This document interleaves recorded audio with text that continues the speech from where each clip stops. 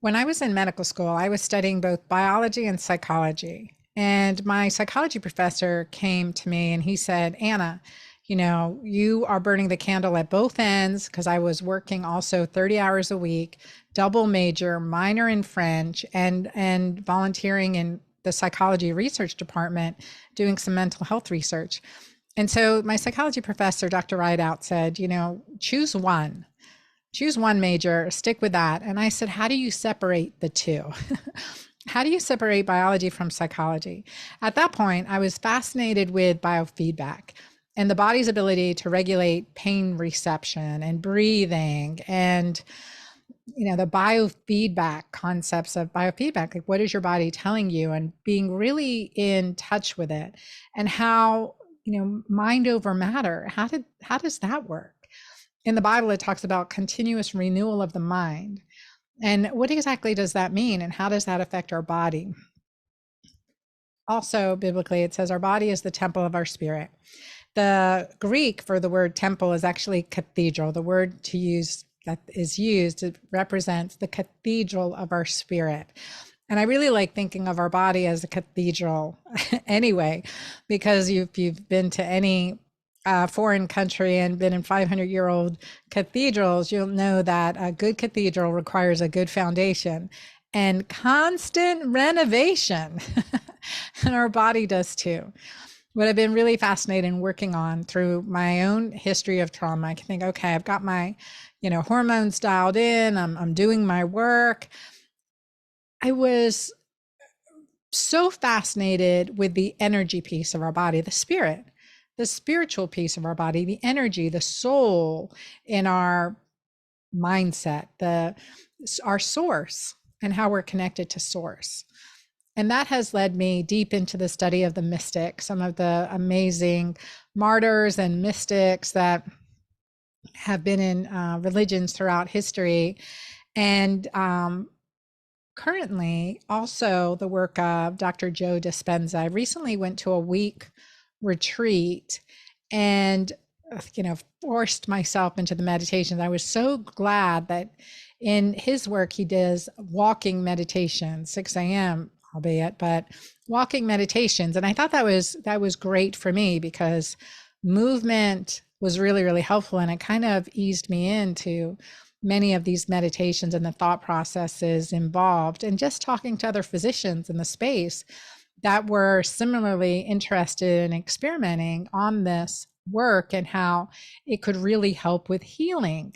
There's a subset that he has developed called Coherence healing groups, where through a love meditation, changing the energy, the vibrations and frequency creates a healing energy, and measuring that to look at actual healing and reversal of some disease processes. And I find this really fascinating. So today on the Girlfriend Doctor Show, if you're in game with me, I want to delve a little bit more into this with a dear friend of mine who's also a physician. Her name is Dr. Christine Schaffner. She's a board certified naturopathic doctor who's helped 1,000 people recover from chronic or complex illnesses. She is an amazing bright light herself. She finished her undergraduate studies in psychology at the University of Virginia in Charlottesville, and then went on to earn her doctorate at Bastyr University. She really has a mission to help people heal, and using all kinds of amazing modalities. So I'd like to bring her in today to share with you about coherence healing and the work of coherence, and how quantum physics and science plays a part in our body's ability to heal. Welcome, Christine, to the Girlfriend Doctor Show. Oh, thank you so much for having me. Well, how did you get interested in this work? And tell us, what is coherence, and why should we pay attention to it? Yeah, I have always been fascinated with really the spiritual aspects of life and the metaphysical aspects of life.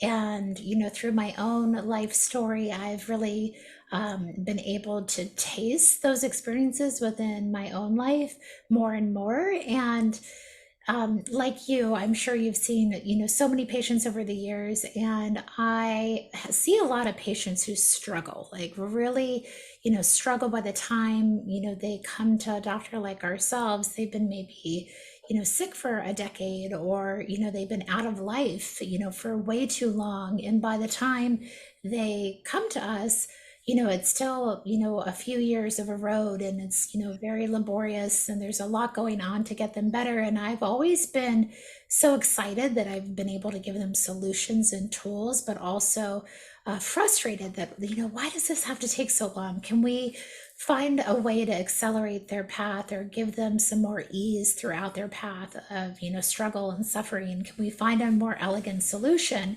And then when I started learning about really quantum physics and the realm of bioenergetics and biophysics, I really feel that this is the future of medicine. And then more and more of us are getting a download, which I love. And, naturopathic medicine and bioregulatory medicine and functional medicine have all served this beautiful foundation. But I think really to meet the modern illnesses of our time, we have to think out the outside of the box and bring these principles in. And there's a gift in learning about this part of how we're wired to heal.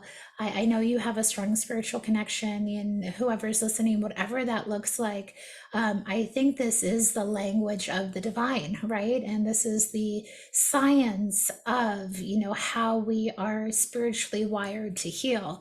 And wherever you sit with this conversation, you can, just go into the science or go into the spirituality and see how they weave. So I'm really passionate. I consider myself a student, but I definitely have gone down the rabbit hole. And when you study, this way of looking at the body, I just want to maybe start with a few concepts that will lead into coherence pretty easily, so we can have a visual. So obviously we know, we probably have all studied biochemistry when we were in, grade school. And then if you've gone to medical school, you've really studied biochemistry, and there's a whole of arms of medicine around biochemistry. And biochemistry is fascinating. It's definitely part of our physiology. But we also have this electromagnetic field that we generate, and modern science knows this. We have a very strong electromagnetic field that is generated from the heart. We measure this in modern conventional medicine with the EKG. So we have this strong electromagnetic field that is generated from the heart. We have electromagnetic fields that are generated in the brain. So we know our body works like this. We also are learning that our body communicates with light and photonic energy. That's a whole other conversation, but there's all of this other unseen communication that's happening in our physical bodies. And when we think about the heart, so let's just stay with the heart, because the heart is really, we could talk about the heart for this whole conversation. The heart is fascinating to me. And just I've been working with Dr. Roland McCready. That's another name that also is in the Dr. Joe Dispenza world. They have done a lot of research together in the work of heart math. And, what they have found is that when we have what we call a coherent heart rhythm, so a heart rhythm that is very ordered and a very, we call it a sine wave pattern, so very rhythmic, very ordered, we have a very organized, strong electromagnetic field. And that electromagnetic field can communicate. Not only it organizes our own field and our own downstream interactions in our body, but we can communicate with each other with this energy.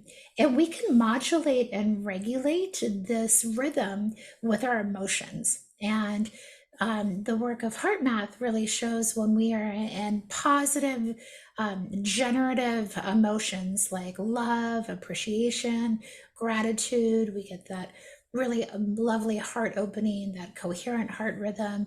We have a very strong heart coherence, and that energy goes to the brain and informs the brain as well, and so we get into this kind of connected state called heart brain coherence. And there's many ramifications we can talk about and awesome things that happen when we're in this state. And then when we're in states of fear, anxiety, worry, those are natural. I mean, of course, we move through those emotions. The goal is just not to stay stuck in them, right? Right. And when we're in those emotional states, we are in very kind of disordered, incoherent, chaotic rhythms. And the more disorganized that energy is, the less efficient it is, and the less that it can do to create a, through line of communication within our body and between people. So that's like a very like basic kind of like introduction into like these concepts. And I was really inspired. I've been learning about this part of how we're wired to heal through my own summits and through going to Dr. Joe Dispenza myself and having personal experiences and sharing this with patients and watching their experiences. And my really understanding has evolved that I wanted to create a whole summit around coherence, and with Dr. McCready, who I was so excited that he said yes to it. And when we learn about coherence is this idea in biophysics of alignment, organization, where there's a uninterrupted flow of communication. And I can really kind of share, my thoughts about how we apply that, depending on where we want to go. But it's a principle that I believe the more that we have a language around and an understanding and tools to cultivate this within our own life, that's really the state where healing happens. So the connection of the mind and the heart, the brain and the Yeah, heart connection, that yeah. this coherence, that we're in this vibration pattern that's ordered, regulated, symphonic Heart, yeah, versus harmonious. discordant and Mhm, chaotic. mhm. And that really makes And sense, right? When there's yeah, chaos in our life versus peace. yeah, and we know that, right? Like from not even a physics standpoint. And heart brain coherence is like a really well studied and like kind of really great application. And this was all very exciting information. We learn all this science, and really the heart informs the brain. There's more afferent connections going from the heart to the brain rather than the brain to the heart. There's 40,000 sensory neurites in the heart. The heart is really the great conductor of our body, our brain, and the fields around us. I really believe that. And the more I study this, and then you can think about, coherence, not only between the heart and the brain, but I think there's coherence within systems in our body. And this concept too, beyond just the heart and the brain, when the body is communicated in an organized, rhythmic, harmonious whole, that's where, that's what health is. We know when there is isolation, compartmentalization, a breakdown of communication, entropy, senescence, that's where cancer happens or other Right. diseases happen, right? So the goal of our like our physical bodies is to have this organized communication, and this is one lens to see that. And there's also coherence between people, and the work of heart math, they're learning about coherence between the planet, Mother Earth, and ourselves. Mother Earth influences us, and we can influence Mother Earth. So there's many kind of like applications of this beautiful really way that we are wired to communicate in life. How have you seen this work in health and healing? Yeah, like you, I have gone to Dr. Joe Dispenza. That was probably, my first observation of kind of really like this profound application of this concept.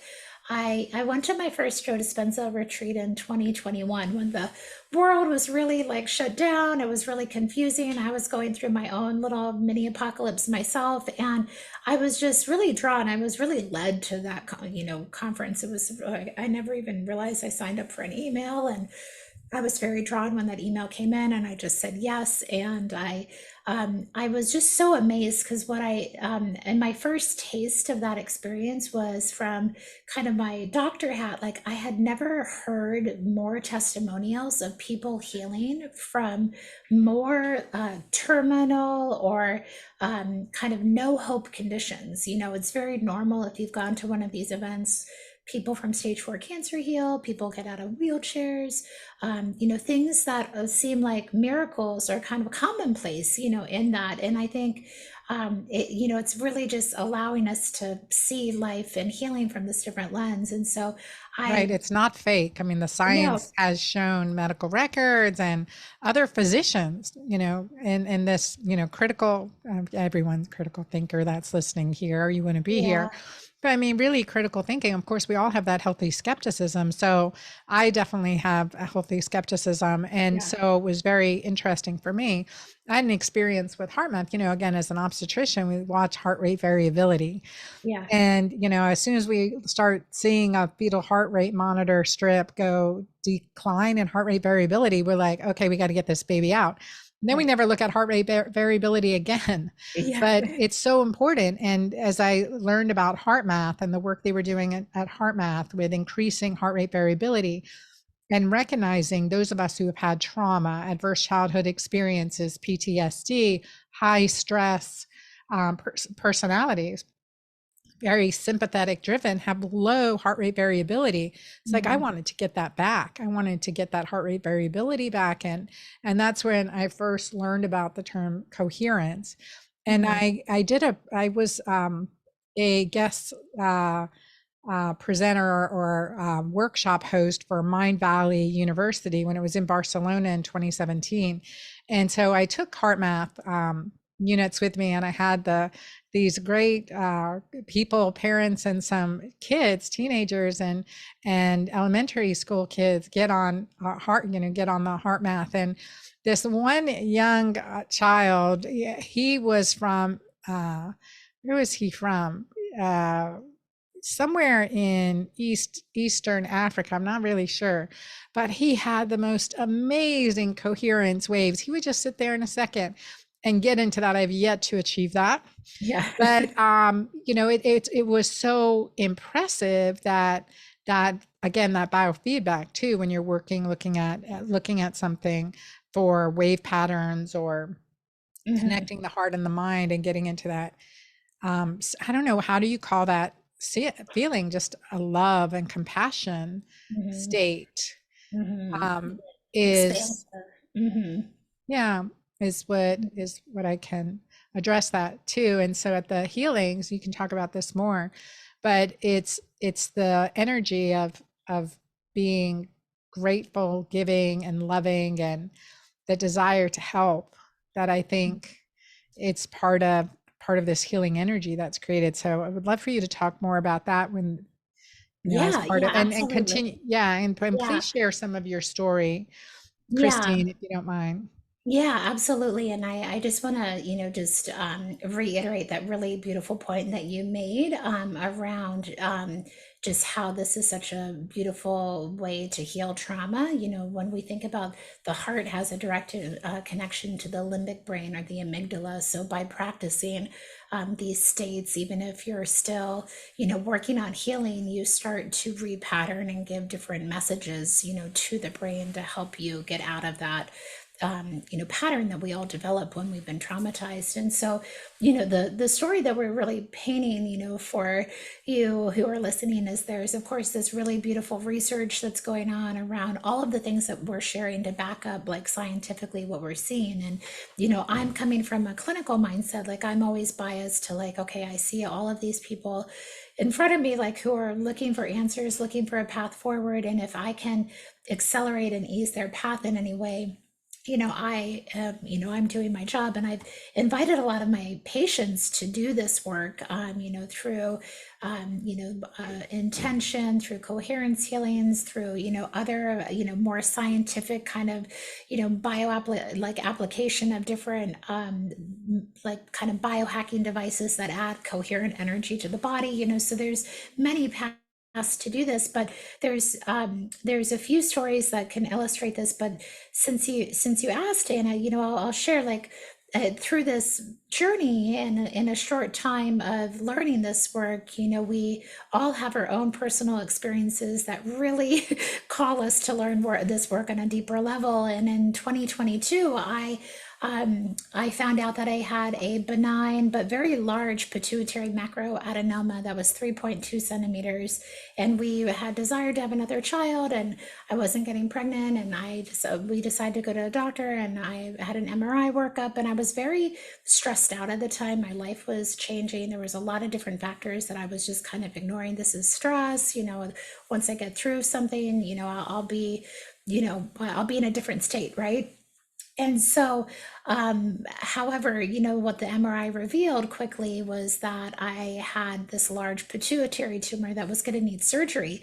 And here I am, a naturopathic doctor who teaches people like all about the lymphatic system and detoxing their brain, that I was faced that I had to meet a neurosurgeon. And, everything lined up. I had a very lovely neurosurgeon, thank God, who did 400 of these surgeries a year, but I only had 2 weeks to prepare. And as we know in medicine, 2 weeks is not a lot of time to change things on like a biochemical level. And there's a saying that Dr. Dispenza says that just has struck me to a core that I keep on thinking about. And it says to change matter with matter takes time, but when you change the field, you change matter. So I have a lot of dear friends and colleagues who are in this quest of understanding all of these concepts. And I just really sought, tools on the energetic realm. So I had a few energy healers work with me. My dear friends circled around me. I did actually a Dr. Joe Dispenza Coherence healing. I was taking care of my body. I was meditating. You go through, if you're listening to me and you're faced with something like this, you go through, like, you have a moment, right? You have a moment with complete fear. I have a 5-year-old daughter, right? So I'm a mom, so I have that whole layer in the story too. And you have that moment where you just are like, why me? This is so scary. How is this gonna work? Like my mind was going everywhere.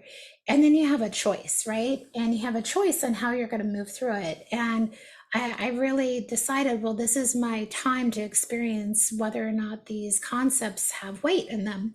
And so, we did all this work, and we were all like really working on visualizing the tumor coming out easily and my recovery being, very smooth. And so, I had the surgery. They go through your nose, if you're wondering. It's pretty wild. I'm so grateful that there is a form of medicine and people dedicate their life to this.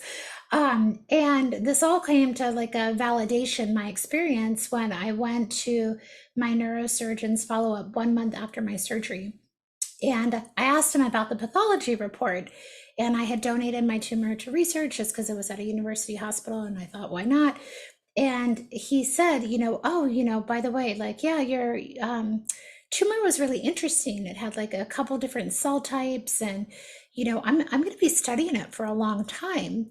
And I asked him, why? And he said, I want to study why yours came out so much easier than other people. And in that moment, I know that the divine was talking to me that if I had not done all that work and embraced these principles, sure, I would still have maybe survived the surgery, but maybe I would have had a harder, surgery, or a harder outcome, or, these concepts matter is what I'm trying to say. And I had that in my own life experience. And then, That reaffirmation, right? It was, yeah, you were yeah, unique where, like this came yeah, out so easy. It wasn't like attached, embedded. yeah, And yeah, so that yeah. that was affirmation to you. Yeah, that was affirmation. And, I continue to not only witness through being part of this community and being really excited, but, I have this story that I'm allowed to say because she was on my podcast too. This woman, Julia, she came to me and as a patient, and I don't even treat cancer, but she kind of knew of my work, and she came, and she lived locally, and she had really progressed stage 4 cancer, like one of the sickest people I've seen in person, like tumor, collapsed lung, very like weeping edema, when you have so much edema, like you have fluid coming out of your legs. And I was very worried, right? In my medical brain, she's terminal from stage 4 cancer. I can't believe she's not doing treatment. Oh my God, what is she doing? Why is she in my office? Like all of these things. But the other part of me is like, wow, like she really believes she's going to get through this. And I've been studying this and like, why am I going to be the one, like, after studying all this to tell her she's not going to get better? Like, I'm not putting that in her field. And at the time, I had a woman who was doing my discovery call. She's part of one of the authorized healing groups, which are these just like beautiful volunteers who just heal people all day long. So she, fast forward, she was doing treatment and all of this stuff that she decided to do one of these coherence healings. And she also had friends doing intention circles and things for her. But there was especially this one healing that she had that literally her whole being like changed. We saw a picture of her, and there was like light back in her body, like she looked different. And when we did the recording, she said she did a few of these, of my podcasts, and she graduated out of hospice. Her tumor shrank, her lung healed, her edema was resolving, and she was on a completely different trajectory if we just kind of like put her on that conveyor belt of, you have a terminal diagnosis, this is the path, this is the way, and so forth. And so I'm not trying to ever like play God in these situations. I'm just trying to share, like, hey, if there's a desire within somebody and willingness, because this isn't for the faint of heart either. This takes a lot of faith and a lot of trust and a lot of showing up and willing to receive that. There is a path, and there are people who are kind of braving the way in the frontier. And I think this is just a modern lens for ancient principles. I'm sure there's a lot of ancient texts between like the Bible and other traditions that share with us this this fascinating part of being alive and human. We just get really trapped in our kind of thinking, right, of what's possible. And I'm a big believer, not to like say like, oh, your emotions made you sick. Maybe there's truth in that, but like when you get to this point, it's like, who knows? Like, I don't know why I had a brain tumor. I don't, like I could think about all this all day long, but it's the choice you have on how to move through it, right? And if our thoughts are really this powerful, and our heart is really this powerful, and our connection is always there.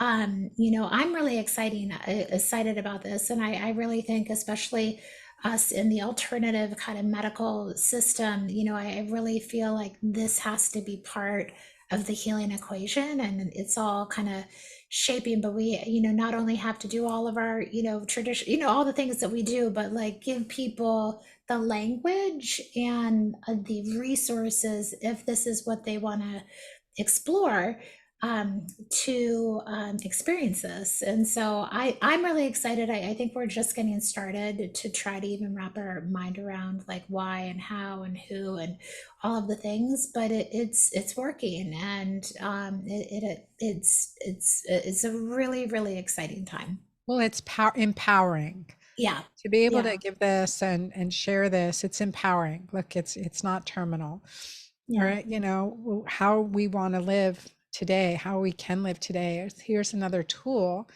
that we Mhm, can use to mhm, feel empowered, to feel, mhm. in charge, to have that ownership of our body. Now, are there some practices, like what can you give our audience to Yeah, um, yeah, play with the absolutely. coherence? Yeah. Yeah, so I kind of think about it as a few different layers, but for the purposes of our, talk, I think there's again this, this is from, hard math. They're just these simple, rituals that you can make time for, in your life. And really, you can, whether you go through the heart math exercises or the Joe Dispenza, meditations, whatever it is, it always starts with you feeling like you're in a very safe space, whatever that space is for you. I always pick the same space in my house because, it's just routine and it builds energy, I believe, in that space as well. And you want to, really start with your breath, just really allowing your body to get very present and very grounded. So, just really some deep breathing can get you there very quickly. And then the easiest way, I think, to generate these emotions are to bring a visualization of somebody you love, right? Somebody who's very dear to you. Like I always, when I start these things, I'm always thinking of my daughter and my family, and I can just really always just start to feel like my heart expand. And staying in those states are really health promoting, and also just open you up to this ability to be in like this present moment. And I believe we live all day in our heads, which is really amazing. We have these beautiful brains, but if we can give just more time and more energy to this really beautiful part of how we are wired to connect and we're wired to heal, and that it's really our heart, I think, running the show at the end of the day, and sitting in this space and really can feel into ourselves, our deepest desires, our each other. This is really where I think we're called to heal from and connect from. And it takes a lot of courage. I think it can be scary, when you haven't sat with yourself in that way. It's also very like, just opening like how much love you have, right? That's within you, right? Which is very beautiful. And then what do you do with that love, right? How you can turn that inward, or through like how these people, use it to heal other people. And so I think my recommendation is just really starting to get to know this part of yourself. And then if you're committed to this in any way, shape, or form, your path will very much, be attracted to you, whether it's again the work of heart math, or the work of Joe Dispenza, or all these other beautiful luminaries, or religion, or whatever speaks to you. There is a way, to really, just really cultivate this really beautiful heart space that we have. And it not only, heals each other, it really heals our bodies. I really have seen it, and I've experienced it, and it's really exciting to see where all this goes. Yeah, it's beautiful to see. And it's again, it's empowering. And I think that's Yeah, what I want. I want people to take the power back and that's to why. just sit in that space of love and compassion and joy and Mhm. gratitude, and to get there more often. Yeah. And these are all hormones of oxytocin. And Yes. oxytocin is the most powerful hormone in our body. In heart Yep. math, with increasing heart rate variability, we see an increase in oxytocin. I imagine, Christine, in your summit, did you talk much about oxytocin? Roland did half the interviews and I did half the interviews, and so I'm pretty sure that there was conversation. He interviewed a lot of researchers, right? So it was very exciting. But yes, I think that is a really great point, and that's such a big part of your work, right? With the oxytocin, and oxytocin just is it's fascinating how it heals our body on so many levels, It right? is the And most powerful hormone in our body. yeah. It really is. And we Yeah. talk about like when you're meditating and getting into that the state of I think it's DMT that's Yes. released that Yeah. gives you can give you visual images, but Mhm. it's a very powerful energetic hormone as well. Mhm. That's in micro drops, right? In micro Yeah. drops can be powerful. And that many people in doing this work can get into that, like the Mhm. mystics, right? To see the Yeah. visuals and visions and connection to source, connection to love, a good, feeling, what that Mhm. feels like. And all of us could use a little more of that. Oh, yeah, for sure. I love that. One of Joe's quotes, right, is we have a pharmacy within us, right? There's I a, love that. Yeah, yeah, I love that. there's More powerful than anything that we can create. Christine, tell a, our audience how they can get a hold of you, and also to catch the science and the more information on the Coherence Summit. Oh, thank you. So I have a clinic in Seattle. It's called Eminence Health. Eminence means the divine within. And we do telemedicine, and we see people in person and do all this fun stuff. And I have a podcast as well. You can find that on drchristineschaffner.com.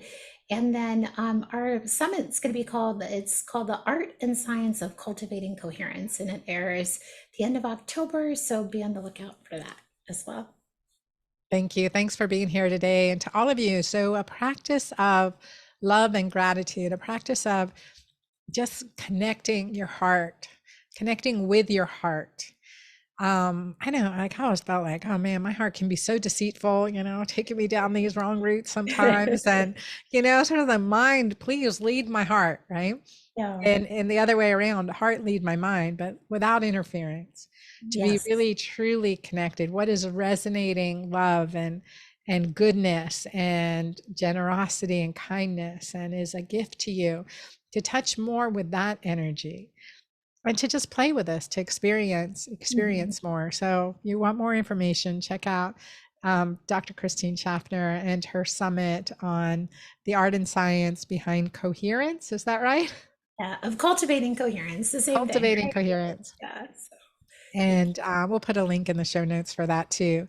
And to all of you, thank you for being here. Thank you for being part of this and practicing more love and compassion and gratitude, just increasing oxytocin. Write down just think of what activity today can increase your oxytocin and get to work on it. So I love being your girlfriend, doctor. Till next time. Thank you.